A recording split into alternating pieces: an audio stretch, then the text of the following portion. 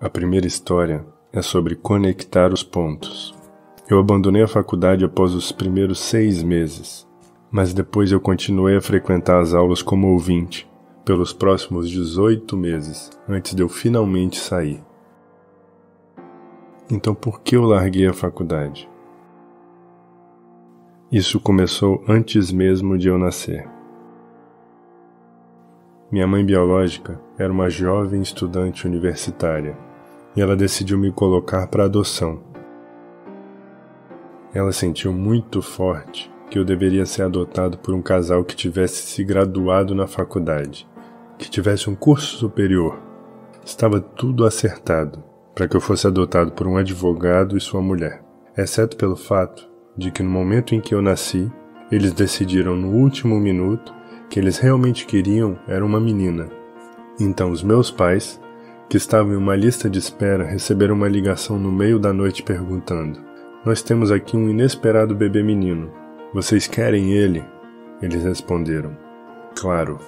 Minha mãe biológica descobriu mais tarde que a minha mãe não havia se formado na faculdade e meu pai não chegou perto de concluir o ensino médio. Então ela se recusou a assinar os papéis de adoção. E ela só veio a concordar alguns meses mais tarde, quando meus pais fizeram a promessa de que eu iria para a faculdade. E esse foi só o começo em minha vida. E 17 anos mais tarde, eu fui para a faculdade. Mas eu ingenuamente escolhi uma universidade que era quase tão cara quanto Stanford. E todas as economias dos meus pais seriam gastas para arcar com os custos da minha graduação. Depois de 6 meses eu não consegui enxergar valor nisso. Eu não tinha a menor ideia do que eu queria fazer da minha vida e nem de como a universidade iria me ajudar a descobrir. E aqui estava eu, gastando todo o dinheiro que meus pais economizaram a vida toda. Então eu decidi largar a faculdade e confiar de que tudo acabaria bem. Eu me recordo de ter sido bastante assustador na época, mas olhando para trás, foi uma das melhores decisões que eu já tomei na vida. No momento em que eu larguei a faculdade, eu pude parar de assistir as matérias que me eram exigidas, mas que não me interessavam, e pude começar a assistir como ouvinte aquelas que eu achava muito mais interessantes. Mas nem tudo foram flores. Eu tive que dormir no chão do dormitório de amigos. Eu juntava latinhas de Coca-Cola em troca de 5 centavos para poder comprar comida.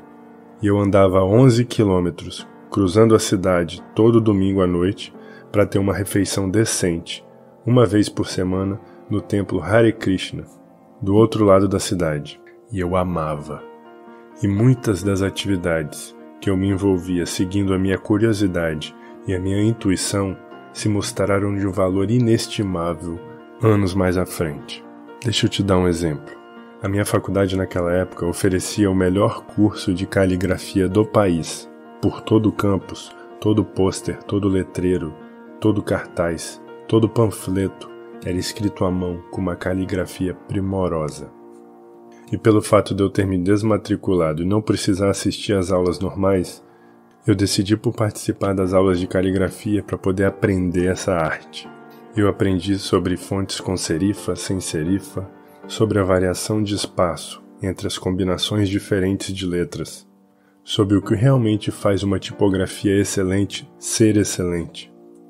Era lindo, histórico, artisticamente sutil, de uma maneira que a ciência não conseguia captar, e eu achei aquilo fascinante. Nada disso teria sequer uma esperança de utilidade prática na minha vida. Mas 10 anos mais tarde, quando estávamos projetando o primeiro computador Macintosh, eu pude relembrar aquilo tudo. Nós programamos isso tudo dentro do Mac. Foi o primeiro computador com uma bela tipografia. Se eu não tivesse me matriculado como ouvinte naquelas aulas de tipografia, o Mac não teria múltiplas tipografias e fontes proporcionalmente espaçadas. E uma vez que o Windows copiou o Mac, é como se nenhum computador pessoal as tivesse. Se tudo isso não tivesse acontecido, os computadores não teriam a incrível tipografia que eles têm hoje. Mas é claro que é impossível conectar os pontos olhando para frente, quando eu estava lá na faculdade. Mas tudo ficou muitíssimo claro quando se olha para trás 10 anos mais tarde. Novamente, você não consegue conectar os pontos olhando para frente. Você só pode conectá-los olhando para trás. Você precisa crer que de alguma forma os pontos vão se conectar e as coisas irão fazer sentido no futuro. Você precisa crer. Porque acreditar que os pontos irão se conectar ao longo da estrada te dará a confiança necessária para seguir o seu coração, mesmo quando ele te levar para fora do caminho mais óbvio e seguro. E isso fará toda a diferença.